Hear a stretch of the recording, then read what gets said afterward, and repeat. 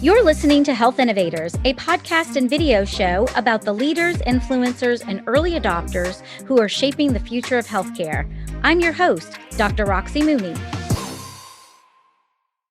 Welcome back to the show, Health Innovators. You might see a familiar face today or hear a familiar voice. Today, I'm sitting down with Warren Schirtzinger, who is the managing partner at High Tech Strategies. Welcome to the show, Warren. Hi, Dr. Roxy. Good to see you again, as always. It's great to see you again. And we had you as a guest. I had you as a guest on the show just a couple of months ago. Right. Yep. And I've invited you back.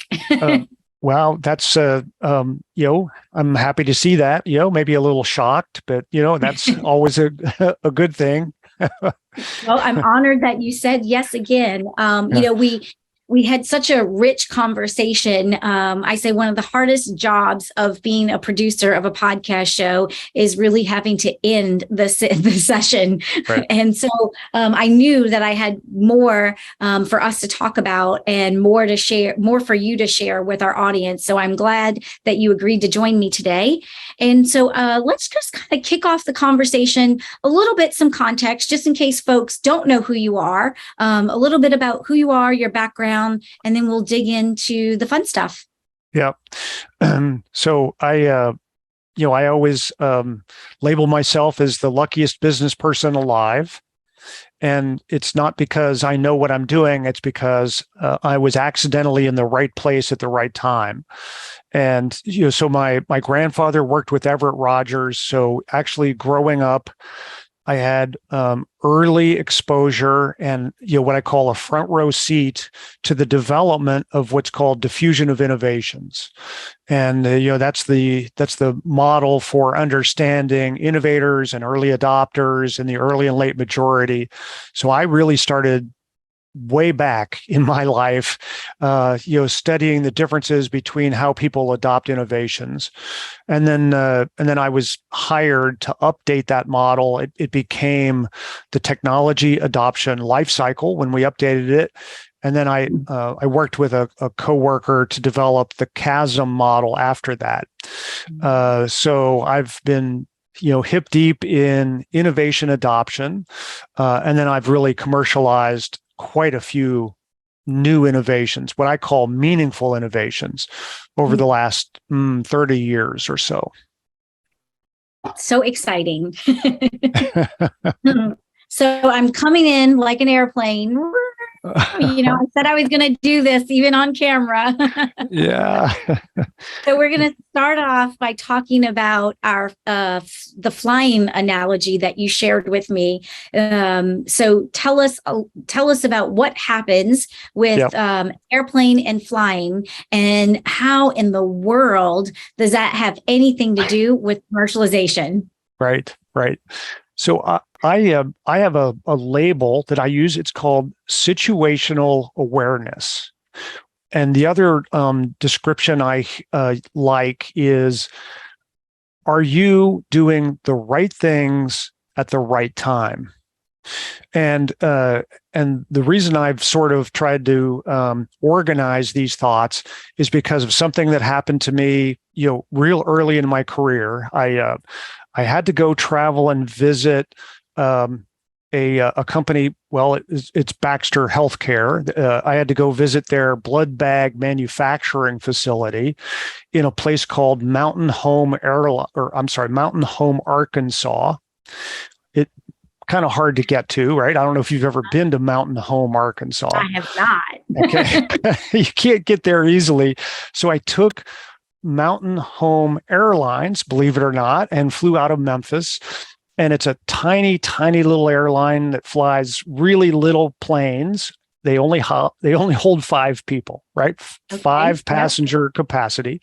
And we're approaching the destination, and the co-pilot turns, and I happen to be in the front seat, right? And the co-pilot turns to me as we're near the airport, and he goes, our indicator light shows that our landing gear is not coming down properly into the landing position. So we're gonna fly past the air traffic control tower, and they're gonna look to see what's going on underneath the plane. So I look out the window and I see these air traffic control specialists, and they've got binoculars, right? And they're looking at the underside of the plane, yeah. And then the co-pilot turns to me and he goes, well, they say that our landing gear is stuck halfway between up and down. Uh-oh. So, yeah, not a good situation. Yep. So he goes, we're going to attempt a little procedure here where we fly down and we kiss the runway. That was the word he used. We're going to kiss the runway and see if we can't knock the landing gear back into operation, proper operation and working condition. And I thought, all right, that's great. That's going to be on my gravestone. Here lies Warren, died trying to kiss the runway. Right.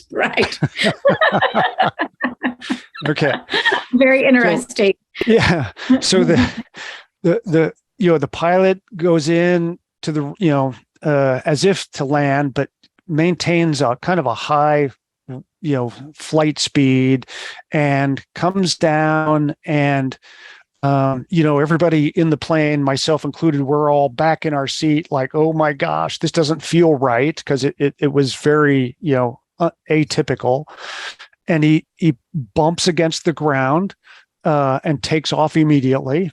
And then we fly past the air traffic control tower, and they said, okay, now it's back. It's working. You knocked it into working condition.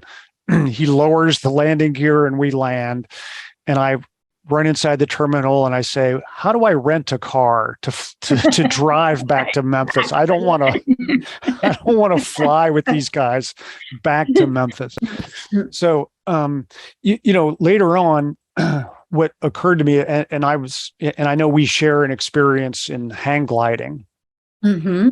But as I was learning to fly a hang glider, and my flight instructor is a fabulous aviation expert. I mean, he's a flight safety engineer at Boeing, so he knows all about safe aviation and flight. And as I was learning, I learned about this concept of situational awareness and alignment. You think about all the things that mountain home pilot had to do, right? He had to be lined up with the runway. He had to travel at a speed that was not the typical speed to land. Yep. He had to look at the weather conditions. He had to fly the airplane at literally 6 inches over the ground. And there's that thing called ground effect, which is kind of makes it feel like you're on a cushion because of the turbulence off of the wings, keeps you kind of unstable. And so he had to fly fast, 6 inches over the ground. He's in ground effect. He's keeping the wings level at all times. He has to know the alignment vertically, how hard to bump the runway, and keep an eye on how much runway is left so he can take off and fly around again. And that's where you talk about situational awareness and being in perfect alignment with that airport and using that particular airplane. And it's just amazing what that guy did. Incredible. Incredible story. Yeah. And saving lives. Yep. So later on, it occurred to me, you've got to do the same thing with a healthcare startup. You've got to be in alignment with all of these different elements, just like that pilot was. I mean, you have to know which customers are ready to buy and why they're going to buy, what their expectations are regarding the product. You have to know who your partners and allies need to be that really add value. You have to know how to sell the product through the right distribution channels. You have to know your long-term advantages and how to differentiate. You have to communicate the right messages. You have to deliver the right amount of value, and I can talk more about that later. And you have to have a management team with all the right skill sets. You talk about alignment. The necessity for alignment is in a startup is every bit as important as it was for that guy flying that plane. It's so funny because you're so right. And then multiply that 3 or 4 times, right? Through the entire growth curve, right? Because you're going to do that once, but then you need to get realigned all over again with a very different scenario, maybe a different management team, maybe not. Yes. So, we stay with our analogy for a second. That means, all right, you start out and you're flying a small plane into a small airport, but then you have to go to a bigger, higher powered plane in a different airport, a different setting, and each stage of the life cycle, right? Innovator, early adopter, early and late majority laggard. You're flying a different plane into a different airport. Yep. Yeah. Wow. What a powerful visualization of the inherent challenges that all of us face as innovators. Every single one of us. There's no way that no one that really gets around that. The key is really understanding the need for alignment and what pieces need to be aligned when. Yes, and I know that you speak about things like evolution, right, and reinvention, and a lot of times that's applied to a product, which of course is absolutely critical. But in a lot of ways, you're reinventing every piece of your company. So you're reinventing the skills that the CEO needs. You're reinventing the skills and the practices in R&D. You're reinventing how the sales force focuses and what their skills are. You're reinventing how you finance the company and what the financial metrics are that are important. So it is constant reinvention of every dimension of value. Absolutely. So let's start with Innovators. Yep. And let's just play out this scenario. I know that you've got a handy tool on your website. I think we've shared it before, but we'll share it again because I think it simplifies a lot of complexity of this entire process. Yes. So let's play out the scenario of Innovators. Describe my target customer when I'm entering the market at the beginning.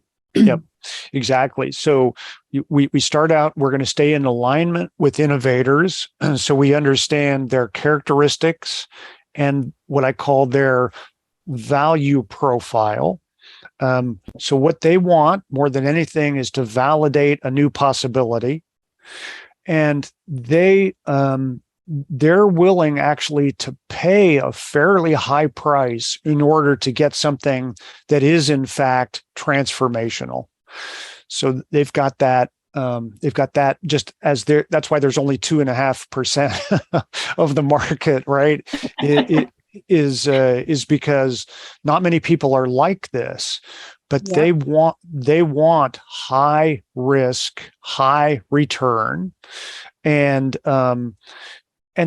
at the same time, again, just speaking about alignment, they don't expect you to have a finished product. In fact, they'd probably like to just see your technology before it's finished.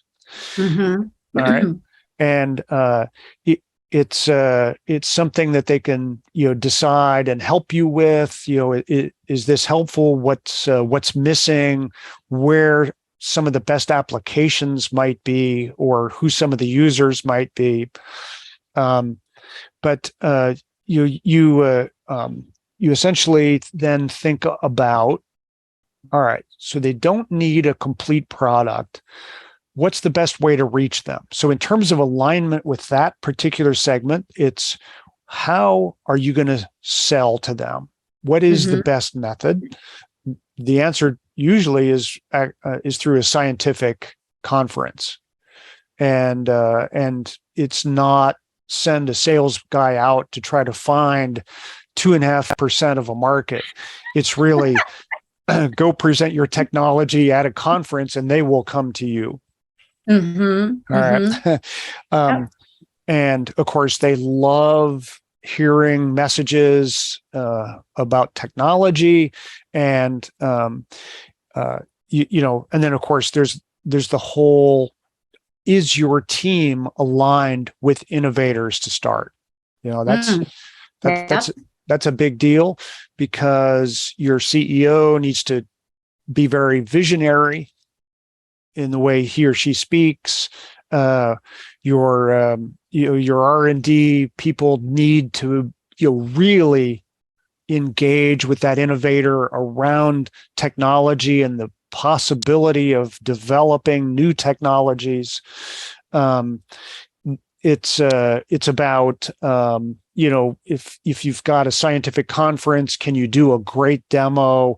And of course, your finance people really need to be commercializing or have a commercialization mentality more than any other kind. It's like we've never made money before. We need to figure out how to make money and stop relying on investors. Mm-hmm.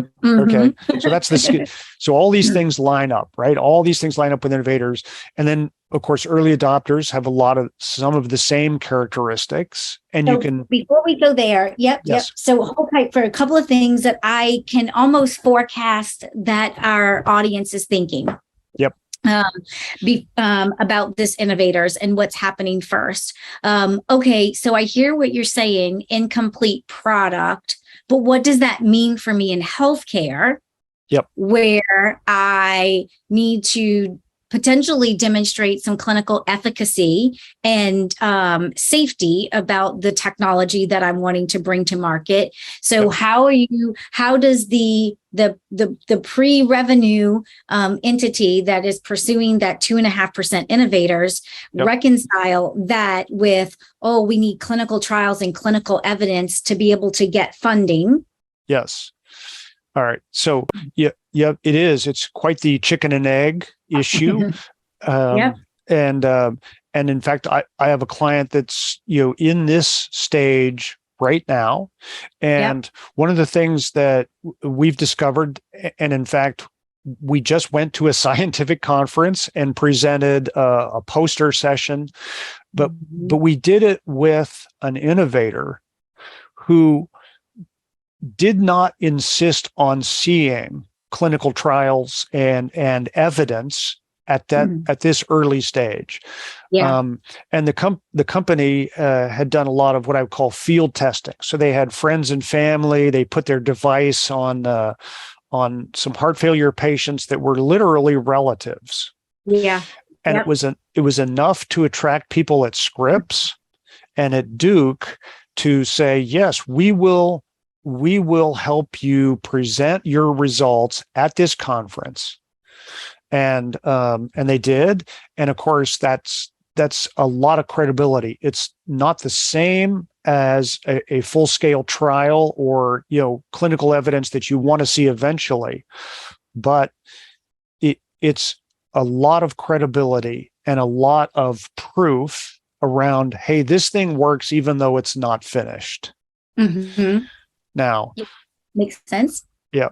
And now that doesn't necessarily help you raise money if you only know investors who want to see the results of formalized trials. Yeah. But see, the interesting thing is investors follow this same sequence of adoption.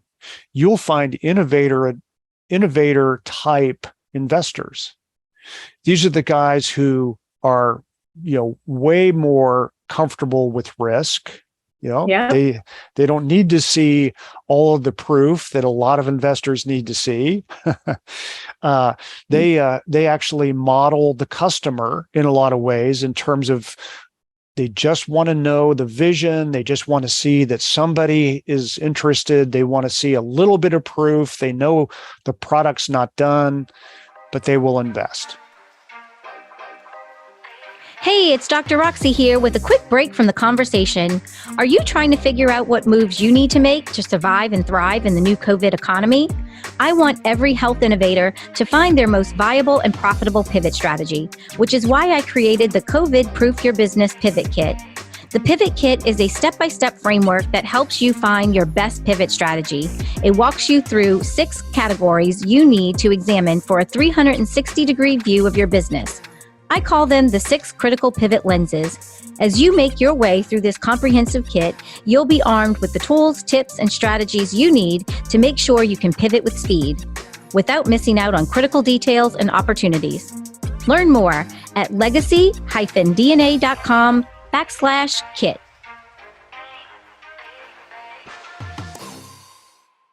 So I think that is so critical, so crucial, because what I find happens often is if the inventor doesn't know that, they're presenting to 100 investors, the investors are giving them feedback. Let's say the bulk of those investors are the maybe early adopters or laggards or late majority. Yes. And they are the feedback they're giving them is all of the things that they need to do at stage 4 or 5 of the business. Yep. And they are then thinking that that's what they need to do, and maybe even taking actions to build that, not realizing that it is an impossible endeavor, because if they go out and do that, that makes them less attractive to the 2.5% or the 13.5% that they're actually going to get to buy. Yes.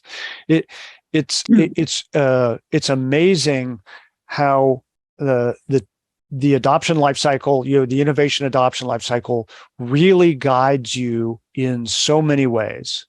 It's fabulous. It tells you when, and you can spot the people. If you say, here's my new technology, it's not quite finished, and an investor says, well, what do the results from the clinical trial look like? You just know that's the wrong guy.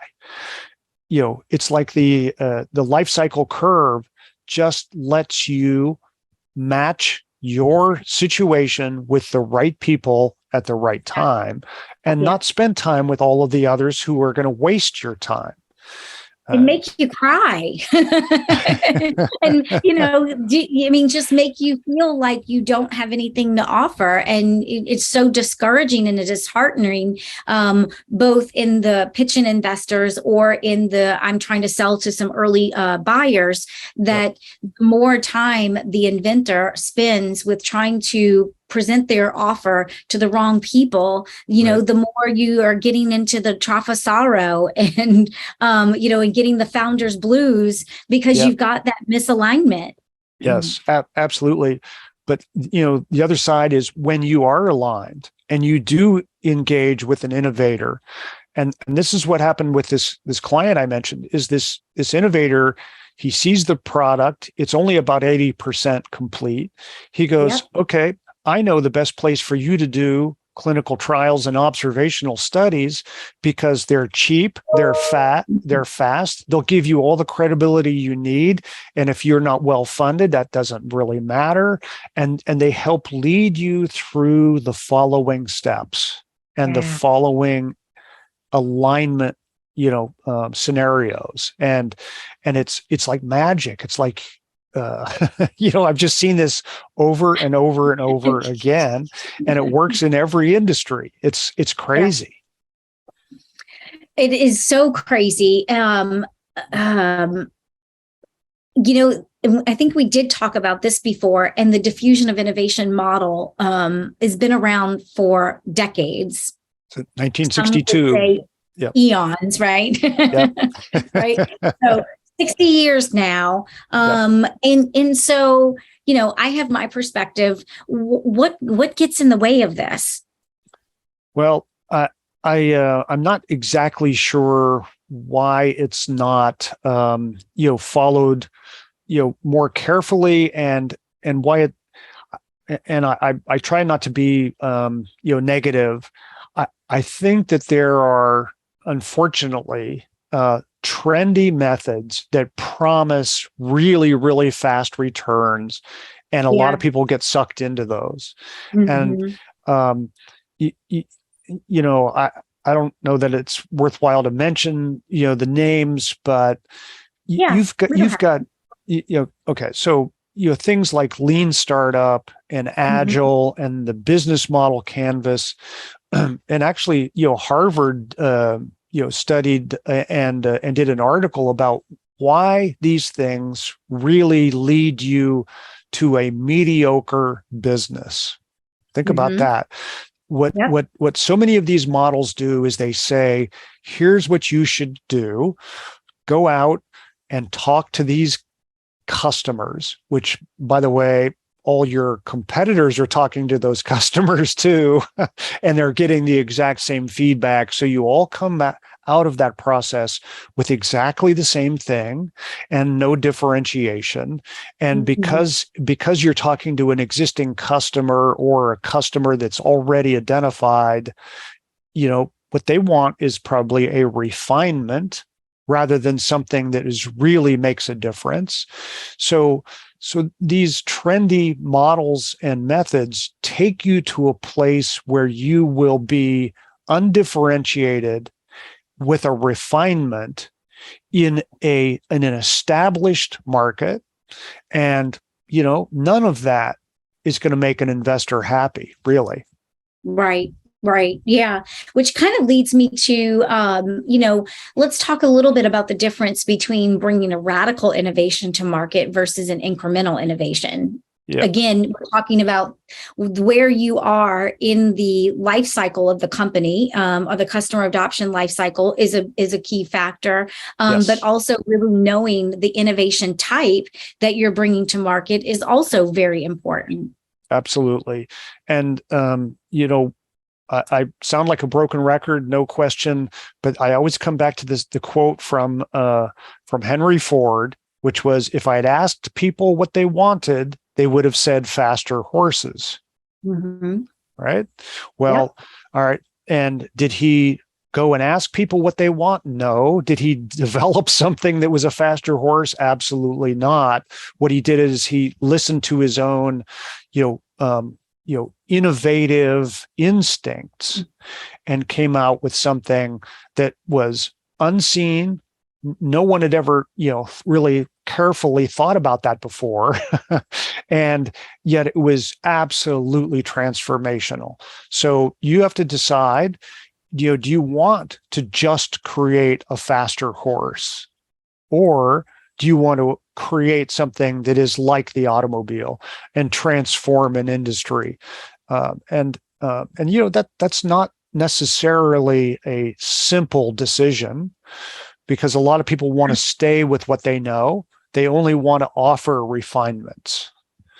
And I have seen success in both paths, right? I have seen people build, pretty profitable businesses around incremental innovation. Yeah. And I've seen people build pretty successful businesses around revolutionary innovations. And, to your point, Steve Jobs didn't go out and survey customers and ask them what they wanted. And they said, hey, you know what? I want 1,000 songs in the pocket, right? Right. Another Yeah. example of revolutionary innovation is not coming from existing customers. Right. It's usually the innovator, or the inventor that has the vision for that type of disruptive innovation or revolutionary innovation.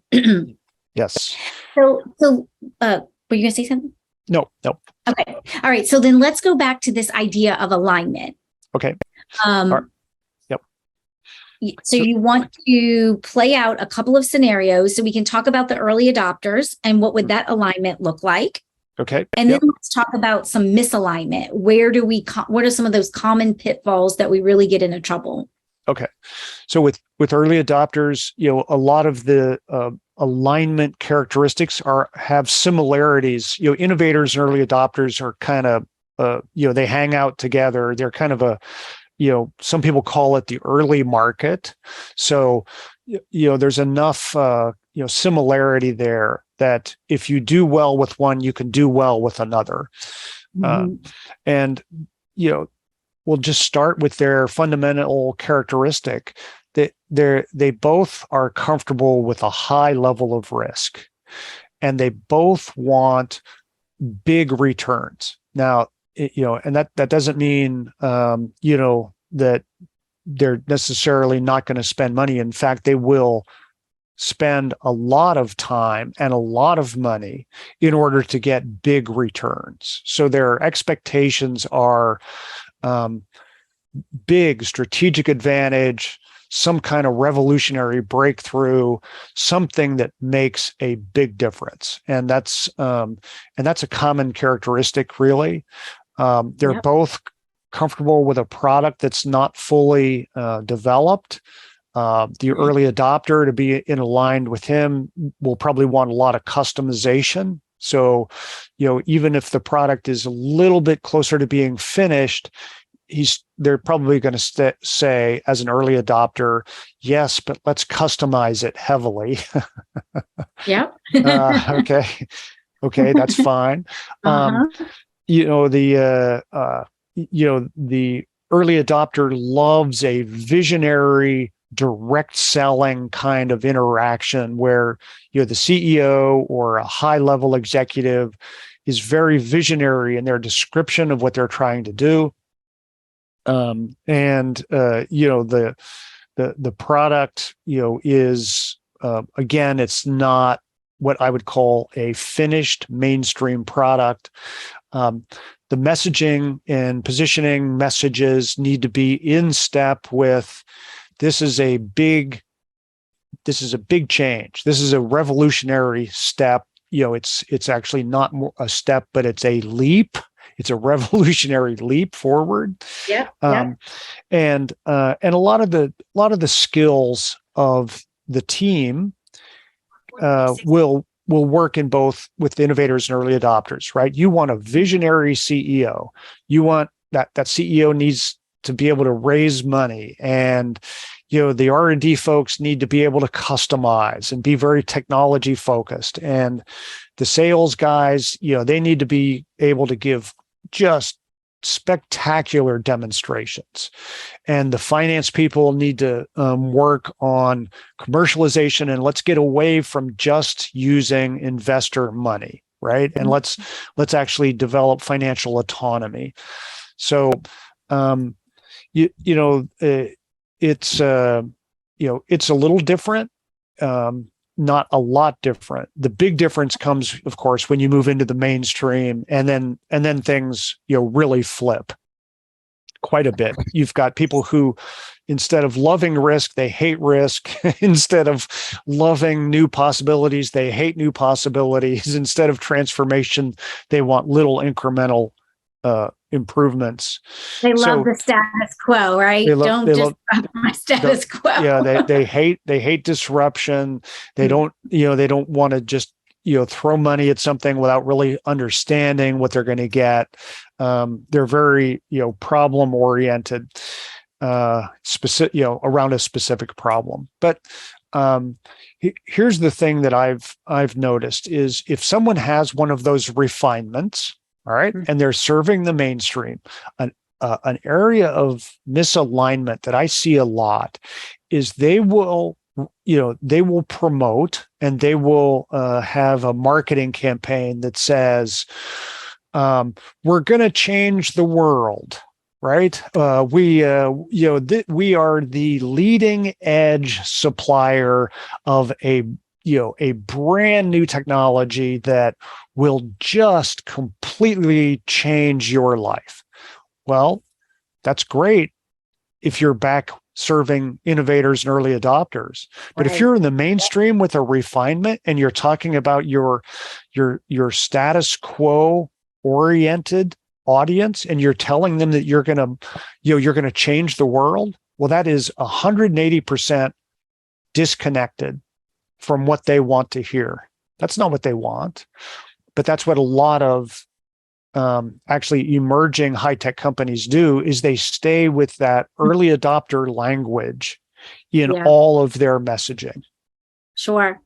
And what I hear often too is kind of coming back to, like, to me, one of the signals is they just don't get it. They just don't get it. They're not aware of the problem, and they're not trying to solve the problem. And seeing clients spend too much time trying to persuade someone that they have a problem that's worth solving right now. Yeah. Yes. Yeah. That's another great area of misalignment is, for whatever reason, they have something that is new and has a lot of potential, but they didn't allow an early adopter to help them co-create it.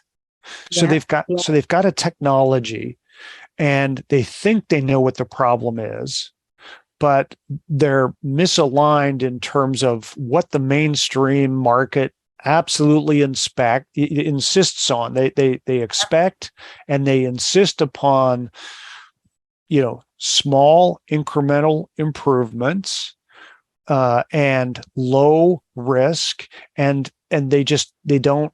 It's like they jump into the water and they don't really. They don't know what they're getting into, and what they're taking as a value proposition is completely misaligned. And co-creation that I think we've talked about will help solve that. That will help solve that problem. Completely. Yes. The other thing that I hear often that is also kind of a key indicator of misalignment is where they don't understand what I do, and so I must be too early. My innovation is just so spectacular that I'm just going to market too early. The market's just not ready for my innovation. Right. Well, if you're unfortunately too isolated to know what the situation is, and that's where an unbiased, objective third party can help you make that assessment. Mm-hmm. Absolutely. Do a market assessment of where is the market? Where does your innovation fit? What are you in the early adopter category? Are you in early mainstream? What is the competitive landscape? Someone who's willing to do an objective assessment will help you avoid all of those misalignment problems. Absolutely. And of course, the other area of misalignment is just not using a sales channel that everybody's comfortable with. If you're going to sell to a large hospital system and they buy most of their supplies through Medline or someone like that, and then here you are going, well, we're not going to, we're going to just sell it ourselves, and yet they buy almost everything through Medline, then you have a misalignment in how you've selected your channel. And that's a big deal. That's seen as high risk. It's why force a customer to buy through a channel that's unfamiliar, that just makes the whole thing less comfortable for them. Why would you do that? Yep. It's just inviting additional resistance when we're already playing a very difficult game. Absolutely. Yep. Yeah. And it's a game of alignment and really, really understanding, how to deliver value in every single dimension of your company, every single one. So, Warren, we're wrapping up here. I just want to thank you again for spending time with me, sharing your wisdom and having this dialogue, to help our audience, whether they are early stage, pre-revenue, early revenue, or scaling revenue.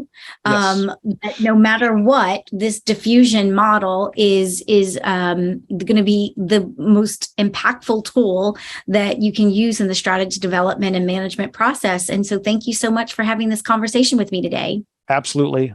Glad to be here. Maybe we'll actually do it again. I'm always having fun here. Actually, I'm always. Pretty confident we will. Okay. Thank you.